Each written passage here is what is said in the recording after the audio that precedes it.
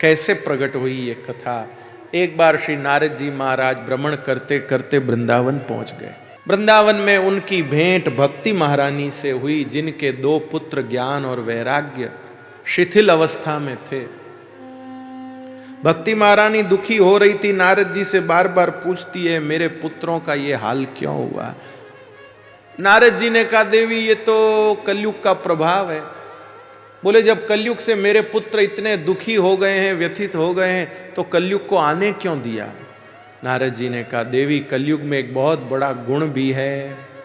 क्या गुण है कलयुग में बहुत बड़ा भाई। यत् फलम नास्ति तपसा न योगे न समाधिना तत्फलम लभते सम्यक कलो केशव कीर्तनात्।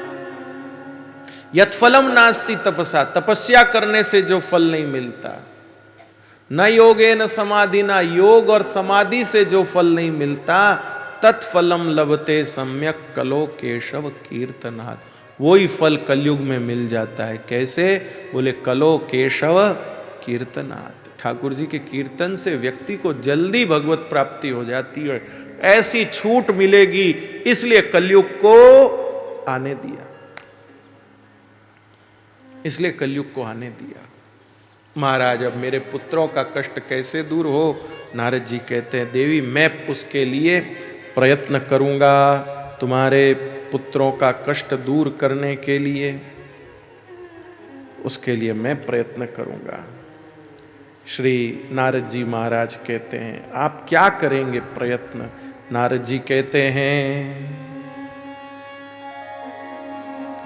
अन्य धर्मान् तिरस्कृत्य पुरस्कृत्य महोत्सवान् तदा नाहं हरेर्दासो लोके त्वां न प्रवर्तये। मैं और सारे धर्मों को पीछे कर दूंगा और भक्ति विषयक महोत्सवों को आगे करके तुम्हारा लोक में प्रचार करूंगा। यदि मैं ऐसा न करूं तो मैं हरि का दास नहीं। अरे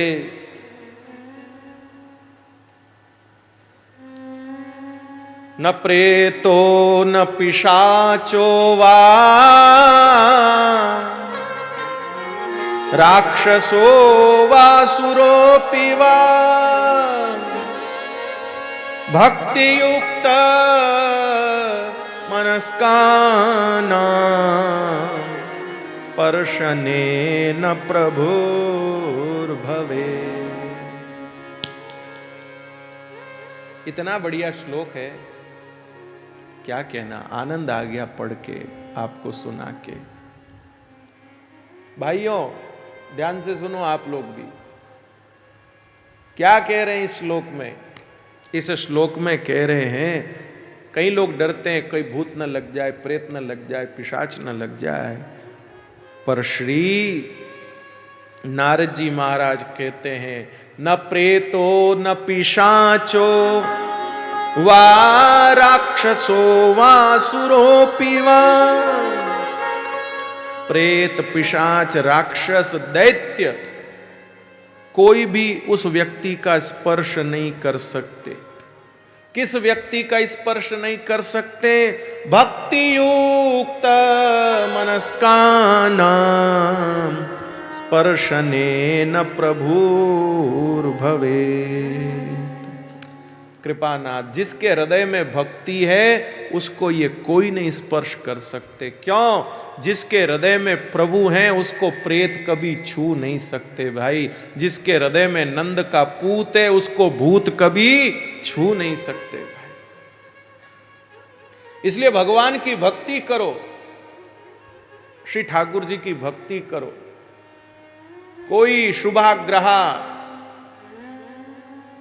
कोई सब ग्रह सब अच्छा हो जाएगा। कोई कहे ये ग्रह उल्टा, वो कहे ये दशा भारी, ये वो सब ठीक हो जाएगा। भगवान की भक्ति करिए आप, सच मानिए।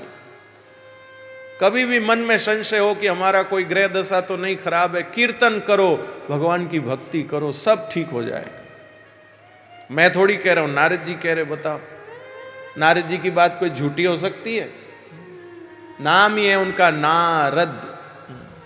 उनका कावा कोई रद्द नहीं कर सकता, वो है नारद भाई। कृपानाथ भक्ति महारानी के कष्ट को मिटाने के लिए श्री नारद जी की भेंट सनकादिक ऋषियों से होती है। 4 भाई जो खूब कथा के प्रेमी हैं, उनके सानिध्य में गंगा जी के किनारे कथा होती है और श्री भक्ति महारानी अपने पुत्र ज्ञान वैराग्य के साथ वहाँ कथा सुनने को उपस्थित होती हैं और वहाँ वह कथा श्रवण करती है।